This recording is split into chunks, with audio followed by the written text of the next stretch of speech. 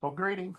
Welcome back to another edition of the Has Been podcast, video cast here on YouTube. Has been because you're looking and listening to a has been. This is what this is what has beens do. They sit on their porch and record themselves talking about whatever. Anyway, it's another edition of the Greater Lafayette Sports Report Has Been podcast. Thanks for stopping by. Um, Purdue football coming off I can take off my glasses now, right? Purdue football coming off their off week. They're 2-2, probably where they should be right now, but now they're going to get into the meat of the Big Ten schedule. Month of October, really big for them. If they looking to push the program forward from a win standpoint, I think we've seen enough in the first four games to understand and know that this is what Barry Odom has done so far. I mean, you can't be disappointed in what's going on. You can be disappointed in some things in these games, but when you look at the overall picture, things are heading in the right direction as far as the discipline, the execution, the team being prepared, the adjustments. And I mean, we all knew it would come down to how healthy can Purdue be? Um, can they keep their main players on the field? And then catch some breaks here and there. Maybe things line up when you play an opponent. Um, as you know, a lot of times it's not who you play; it's when you play them. Um, and that's what this season was going to come down to. This was going to be a basically a complete reset for the program, and to sit at 4-4 right now, or 2-2 after four games, I think is where they should be. But before we delve into football and look ahead to Saturday's game against Illinois, going to bring you some women's basketball information. One of their transfers, Taylor Henderson. I need to put on my glasses for this. Taylor Henderson, she played at UNC Wilmington last year, uh, played there 2 seasons. Anyway, she suffered an injury on the first day of practice. And all Katie Gerald would say is that she's going to miss some time. Um, I was at practice. I'm not going to speculate on the injury, but she will miss time, and it'll be probably significant time. Uh, what I can tell you is that she she fell to the ground, uh, non-contact injury. She needed help walking off the floor to the locker room, and that's kind of what we know right now as far as um, her situation. Uh, Probably tell you that she probably will not play this season. But as far as what the exact injury is, again, I'm not going to speculate on it. I think you can uh, probably put two and two together and figure out.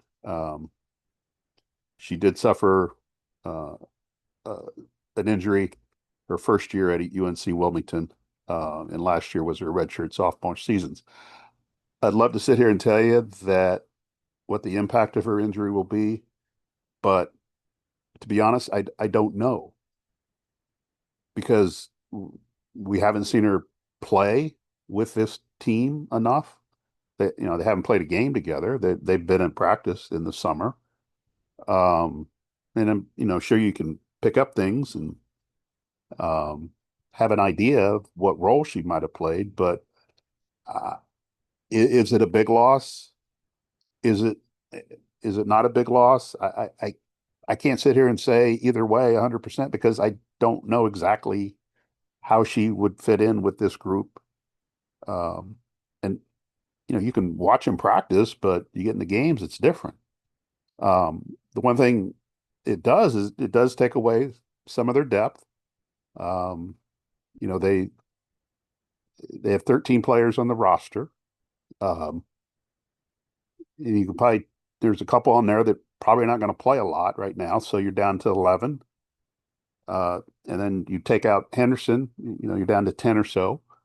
So I would look for a rotation of 8 or 9, maybe at this point. But, until they get out there and play against somebody and they, figure out exactly what they have, it would just be complete guesswork on my account. And I'm not comfortable saying, well, she would have done this, she would have done that.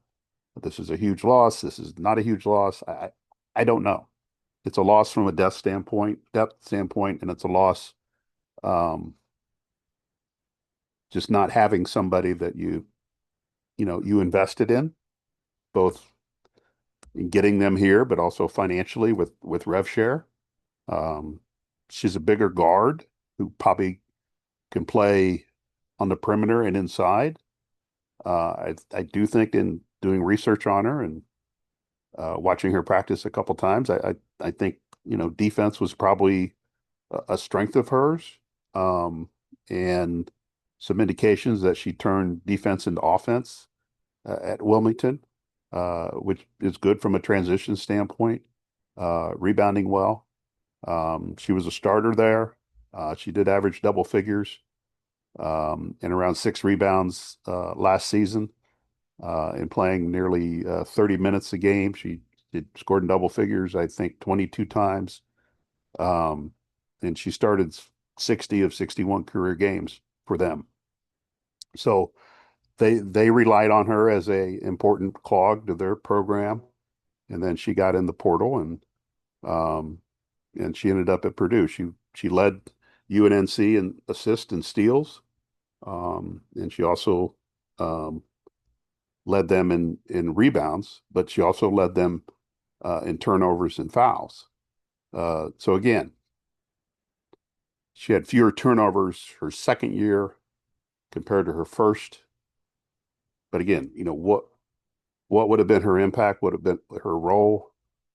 I don't think she would have made it into the starting lineup at the beginning of the year, but it would have been somebody that they would have looked at as, you know, either the sixth, seventh, eighth player coming off the bench, or the 1, 2, 3 player coming off the bench, depending on what you need and all that situation. So I wish I could tell you with certainty this is what Purdue will miss not having her, but I can't do that, and it would just be um, complete guesswork. I mean, she looked like a player that could get to the free throw line. Um, she did well against a couple Power Four programs they played last year in Virginia Tech and North Carolina. She seemed to drive to the basket well. Again, got out and ran in transition. So, um, but anyway, they're likely to be without her for the season. Um, but again, I'm not going to speculate on the injury. Uh, but what I laid out for you should allow you to understand what's going on. And I wish I could sit here and tell you what it means for the team and the program this year, other than they're going to have one less body that they'll rely on um, this season. So that's a little bit of the women's basketball news. That Big Ten Media Day is next week in Rosemont, Illinois. Um, the Big Ten uh, doesn't release 1 through 18. They'll probably just release top five, and Purdue will not be in the top five in the preseason poll. Um, Purdue, if you ran the poll out, my guess would be, and just a guess, they would be somewhere between, they would probably 10, between high mark of 10, 11, maybe 12, and then a low mark of, probably 14, 15. I don't know if they would be in the bottom three, the 3 teams that don't make the Big Ten tournament. I don't think they would be there. Um, so I had them, where did I put them in because we had to rank them 1 through 18, but they're only releasing the top five.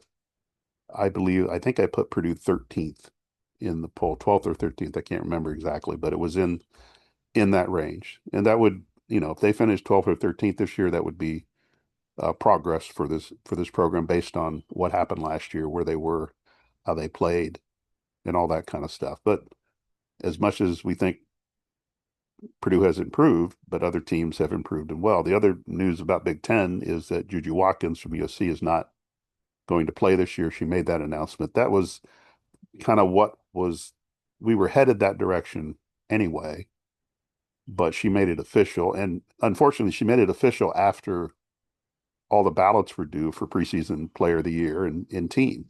So not knowing if she was going to play, I never thought she would play at the beginning of the year, but there was always maybe an outside chance that she could come back in January or February and impact the Big Ten race in some fashion.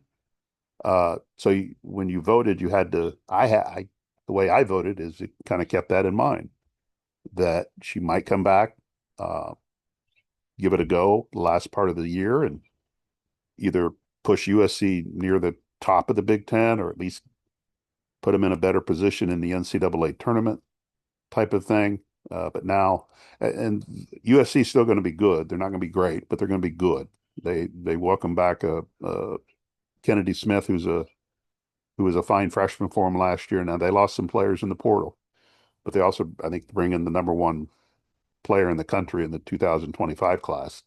So whatever drop off there's going to be, and there will be a drop off, I don't think it's going to be significant. I think I saw um, today in one of the bracketology predictions, they had USC as a 5 seed, which would put them top 20 in the country, which is probably a fair place for them to be at this point without watching them play, without seeing them, what kind of team they are without Juju.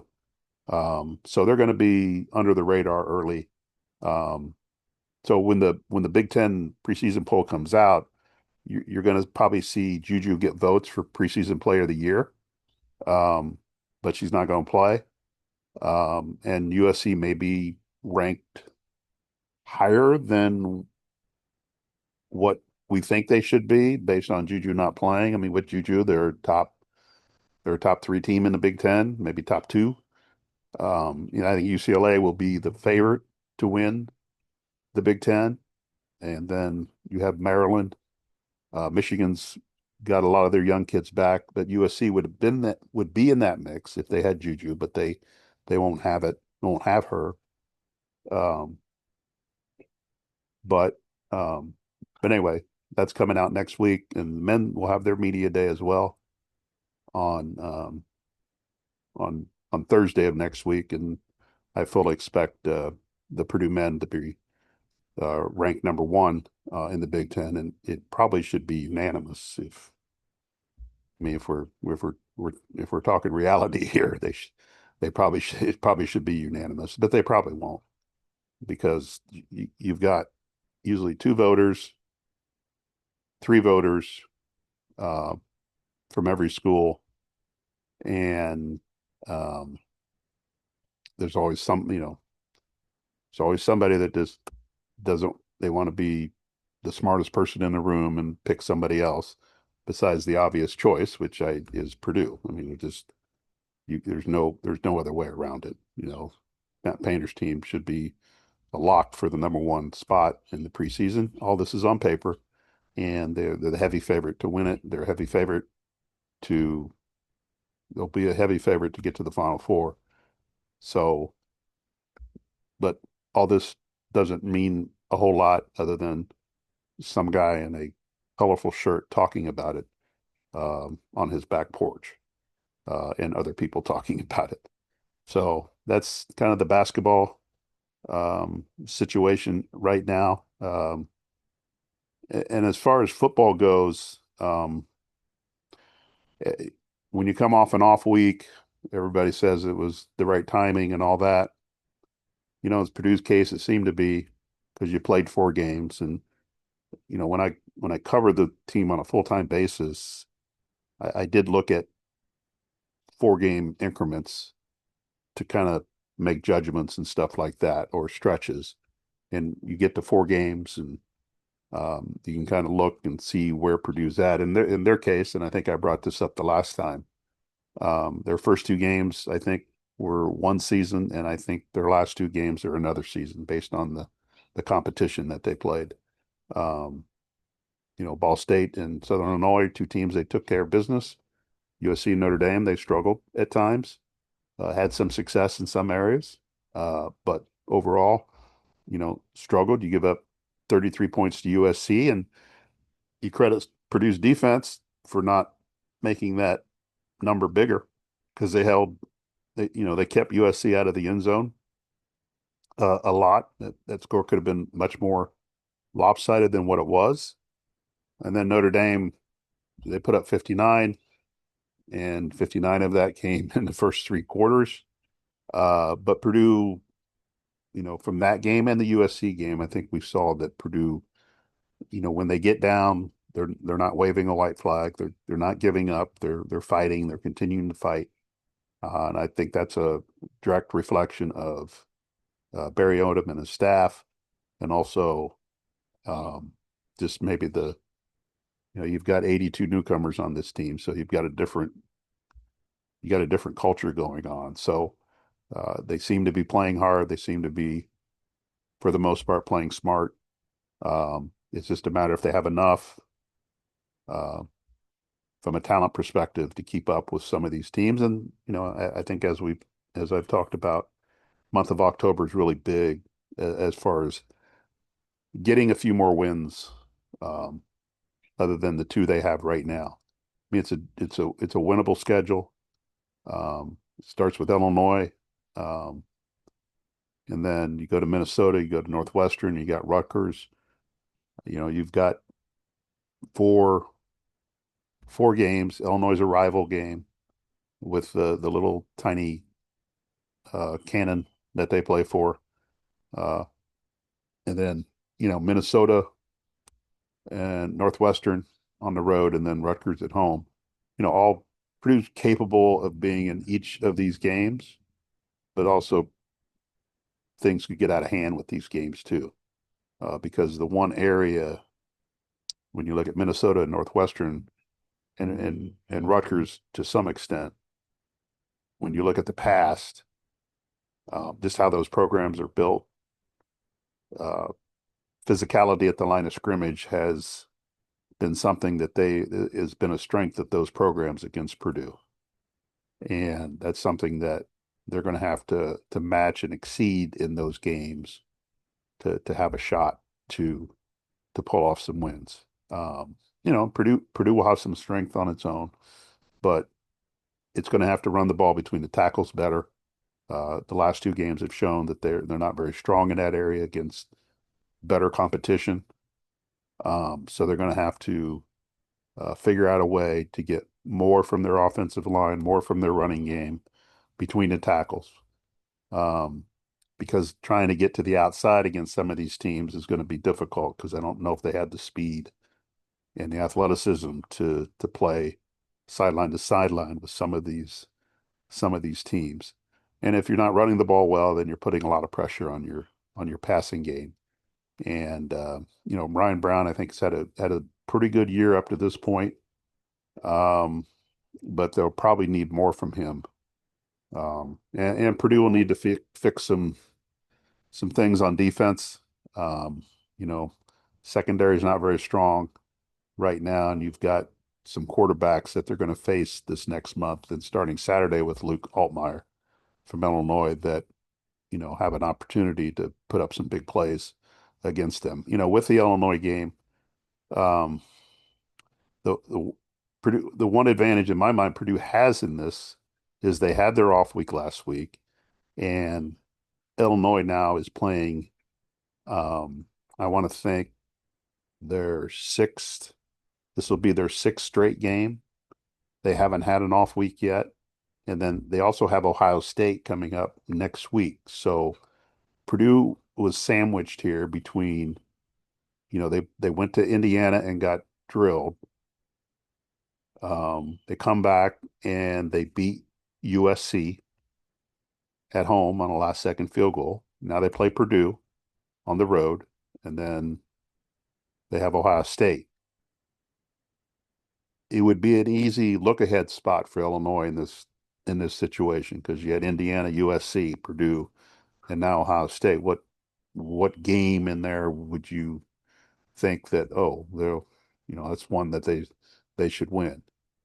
So that, you might catch Illinois on a little bit of a letdown or looking ahead, knowing they have Ohio State the next week. And I would have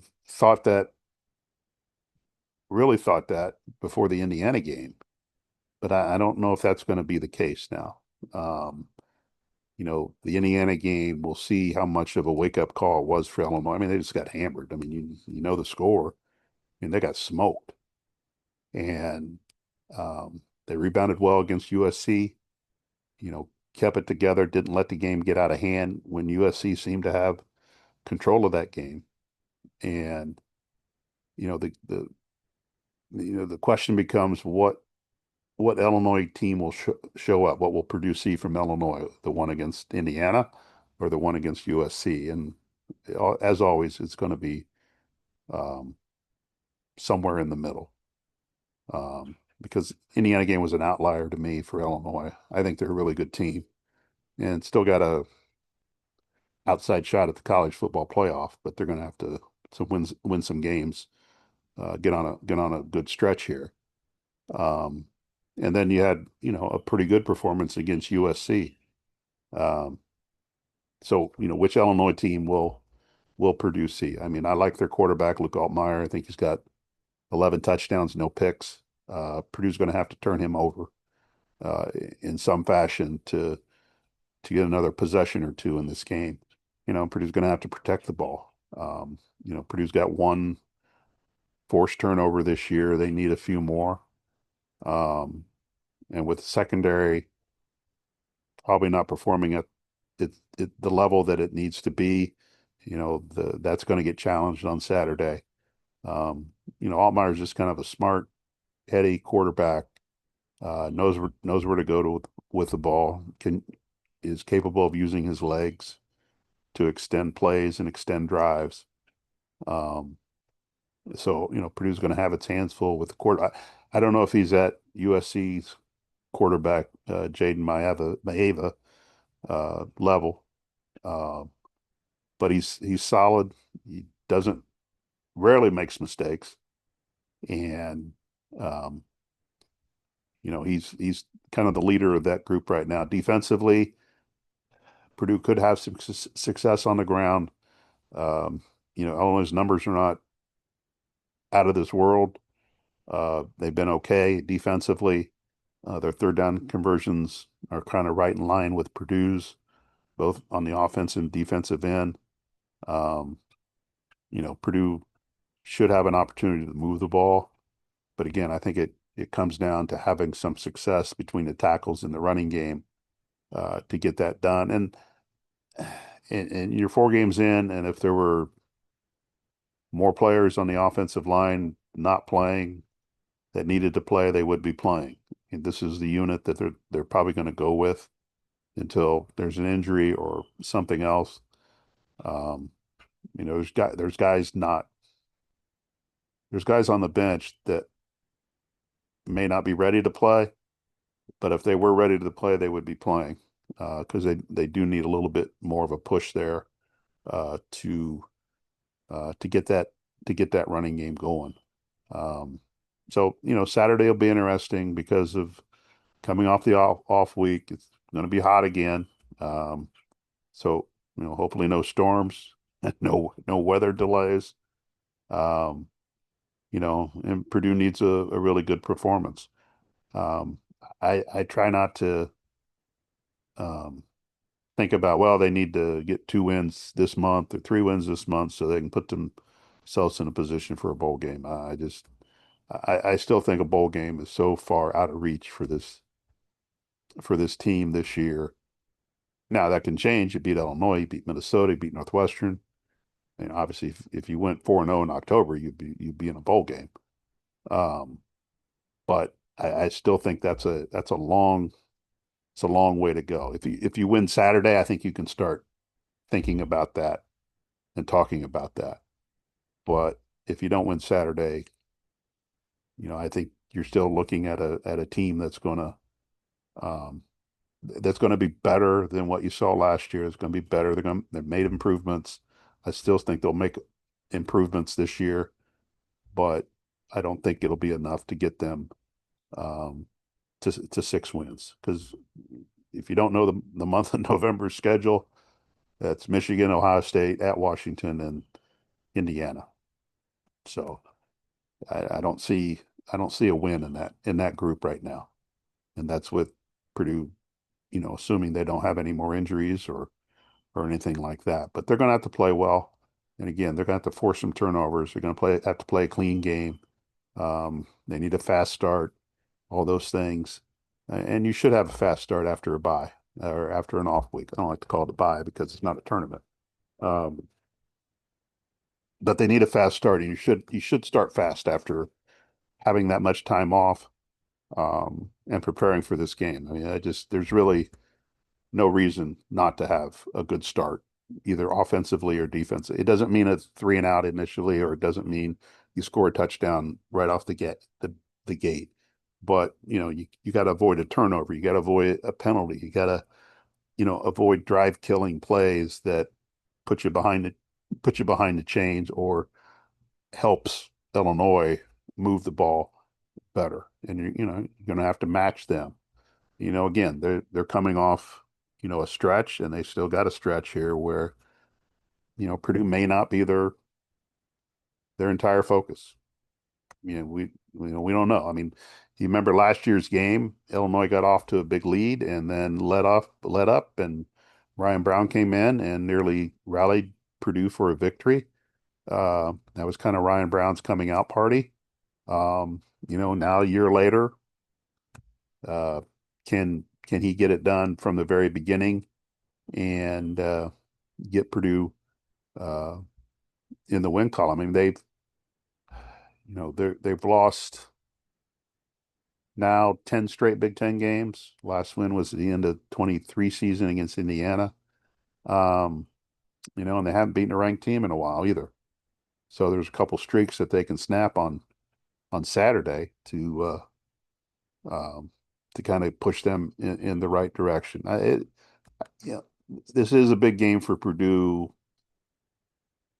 just for kind of to maybe show that I think they've shown enough that it's not like last year, but maybe a step to um, show that that they are moving completely in the right direction. I think they're moving in the right direction, but a win over Illinois at home would kind of solidify kind of the work you've done in the first 4 games, and then try to back that up by going to Minnesota and Northwestern. Still think it's a tough go this month to get more than 2 wins. If they got 2 wins this month and finish 4-8, I think you'd take that um, based on what happened last year, based on what you've seen this year. Um, but you always get ahead of yourself in these situations, and um, you shouldn't do that. Uh, anyway, curious to see how they respond after the off week. I think probably Barry Odom and the staff put them in the right spots, and we'll see what happens. So, that's about all. That's about all that can be said about that. The Big Ten in general. The Oregon Penn State game was a tremendous game last week. Well, I should take that back. It wasn't a tremendous game. It was kind of a boring game until the very end. But once again, Penn State failed to deliver against a top tier opponent. Um, James Franklin just cannot, at this point, you know, get that done on a consistent basis. He had him at home. He had him in the whiteout. Um, had a chance to really push Penn State forward into the elite, elite. And that's one reason why I didn't put Penn State in my Big Ten preseason poll. I didn't pick them to win the Big Ten, is because they have not delivered in these situations. And until they consistently do it, it's hard to put them there. I mean, they have all the pieces. They have the quarterback. They have a really good defense. They have a great running game. but until they can deliver and step up on the national stage like that, it's really hard to get behind them and get that done. Um, and you wonder, will they get it done under James Franklin, who's had tremendous success outside of playing top 10, top five competition? I mean, he has. I mean, you can't debate that. Or you just keep plugging through, thinking it's going to work, and one day it might, but who knows what the landscape will be when it does work. But anyway, and, Indiana got a big win at Iowa. I thought that was an impressive win. Um, just it wasn't flashy, it wasn't, you know, spectacular, but um, it got the job done. And I don't know if you remember if you watched it, the game-winning touchdown for IU. Where was the Iowa safety? There was no safety. I believe it was a cover zero. And the IU receiver ran a slant, and Mendoza hit him in stride, and he got ahead. He got behind his defender, and there was nobody there. There was no safety net for Iowa's defense, and I was shocked by that because Iowa's defense is pretty well constructed not to give up big plays, and that's one thing they pride themselves on. But there was no safety there, and he outran it and got in the end zone. Now they had missed a field goal, Iowa did, but it wouldn't have mattered because Indiana scored a touchdown. So there were some compelling games last week. I know Indiana's got to go to Oregon in 2 weeks. That's going to be a huge game. So right now, I think you look at Ohio State, you look at Oregon, you look at Indiana. Penn State kind of still in that mix as far as who could win the Big Ten or who might play for the Big Ten championship. Um, Michigan is still there. Michigan beat Nebraska in its last game, and Michigan's going to be a difficult out. I know they lost at Oklahoma, uh, but they're going to be a difficult out in the Big Ten. You know, they did a great job, I think, against Nebraska in open field tackling. The fundamentals were outstanding for Michigan in that game, and to me, that was the difference. They made open field tackles when Nebraska got in space, and Nebraska didn't make open field tackles when Michigan got in space. To me, that was kind of the difference in the game. And Michigan's running game was tremendous. Nebraska loses another game to a ranked team. It's one of these bizarre stats that you you just cannot explain. Put a number next to a Nebraska opponent, and the opponent's going to win. I mean, that's probably the lock of the century right now. They'll break it at some point, but it doesn't seem to be trending in that direction right now. I mean, I think Nebraska got Michigan State this week. That's a big game for them. I still think Nebraska got a good team, but I mean, they're not Big Ten championship caliber yet. They're not at that level, but I think they play hard. I like their quarterback. Um, but they're going to have to do better at stopping the run and all those kind of things. And as we get through the month of October, we kind of see where Purdue fits into the Big Ten landscape. We know they're not in the top 4 or 5 teams. They're probably not in the top half of the league. But can they work themselves out of the bottom? And I mean, UCLA is just god awful. They don't play them, but UCLA is pretty bad. The game against Northwestern will give you a bit of an idea if Purdue can kind of escape the basement part of the Big Ten this year and just get out of that mix. UCLA should not win a game in the Big Ten. They're that bad. Um, Northwestern, I don't. They're probably not that bad. I think they beat UCLA, um, so they're above them. But from Purdue's standpoint, you need to win a game against Northwestern to kind of separate yourself there. But anyway, I'm just rambling. But what this is for. And I have no idea if anybody watches this. Um, and if you are watching, thank you. Appreciate it. Anyway, that's going to wrap it up now for today. And I'll be back next week, recap the Illinois game. And then again, you got Big Ten Media Day for basketball next week in the Chicago area. And have a bit of a recap on what's going on up there. And there's always some tidbits of information that come out of Big Ten Media Day that are worth, you know, talking about and discussing. Anyway, we appreciate you, stopping by and you have yourself a good day and we'll talk to you another time. Thank you.